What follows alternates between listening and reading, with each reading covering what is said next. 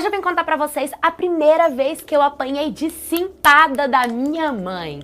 Eu sempre fui uma menina muito responsável, minha família sempre teve uma condição financeira muito boa, tanto que a vida inteira eu sempre estudei no melhor colégio do Rio de Janeiro. E assim, eu já estava no segundo ano do ensino médio, sempre fui muito certinha, sempre fui muito rígida com as coisas que os meus pais eram rígidos, eu seguia no mesmo passo que eles, nunca fiz nada pra contrariar os meus pais, sempre fui a menina dos olhos dos papais, sabe? Tudo que eu quis sempre eu conquistei. E enfim, chegou um dia que era feriado no Rio de Janeiro na terça-feira e aí a diretora decidiu emendar o feriado e aí foi segunda e terça de feriado. Ótimo! Só que quando a aula voltou, a gente foi informado que a aula de segunda-feira ia ser reposta no sábado. E a escola inteira ficou revoltada, tipo assim, como assim vai ter aula no sábado? Vai ter aula no sábado? E ficou aquele nhen todo mundo. Só que eu ia de transporte pra escola, né? E no sábado meus transportes não funcionavam. E o meu pai e minha mãe, eles trabalhavam. Então o que que o meu pai fez? E meu pai chamou um Uber pra mim, pra eu ir. E na volta ele me deu um bilhete único e me explicou passo a passo de como eu voltaria pra casa de ônibus. Porque na porta do meu colégio tinha um ônibus que ele passava na porta da minha casa. Então seria seguro se eu seguisse o roteiro. Beleza, né? A gente foi pra aula, curtimos. E aí quando a gente saiu, eu fui pro ponto de ônibus. E assim, eu tava de calça, de blusa, com uma blusa de frio e uma mochila mega pesada. E com a cara virada, né? Com a cara de fiofó, porque, ai, a menininha dos olhos do papai vai andar de ônibus.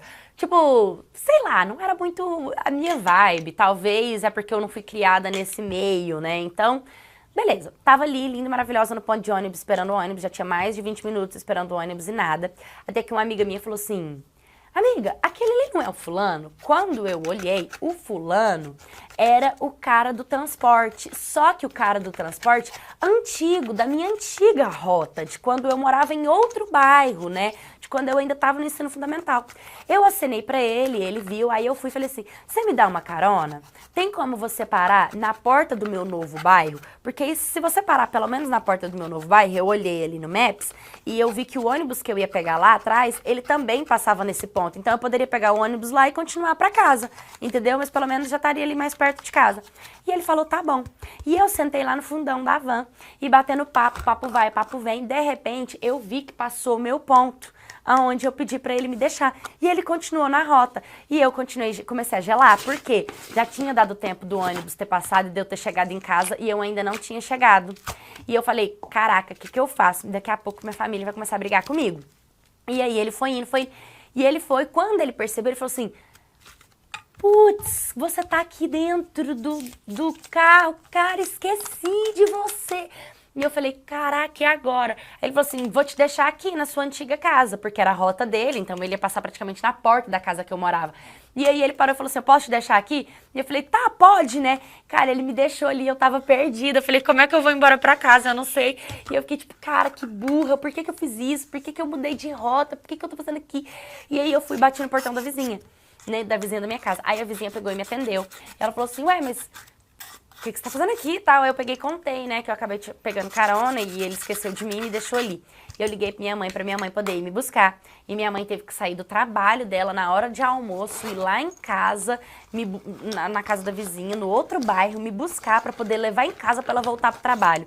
E no meio disso ela tava muito nervosa. Na hora que eu liguei pra ela, ela falou assim, o que que eu disse pra você fazer? E como eu disse, eu nunca apanhei, minha mãe nunca falou grosso comigo, eu nunca precisei contrariar ele, sabe? E aí, antes mesmo de eu responder, ela já fez a segunda pergunta. O que foi que você fez? Eu não te falei pra você fazer uma coisa, você fez outra?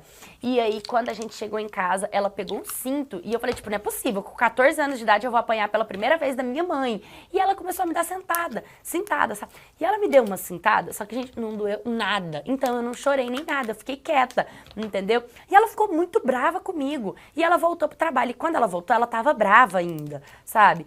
E, tipo, nem foi uma coisa, tipo, ah, meu Deus, ela fez uma coisa muito ruim.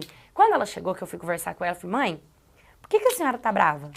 Por que que você tá tão brava assim? Aí ela me disse 2 motivos.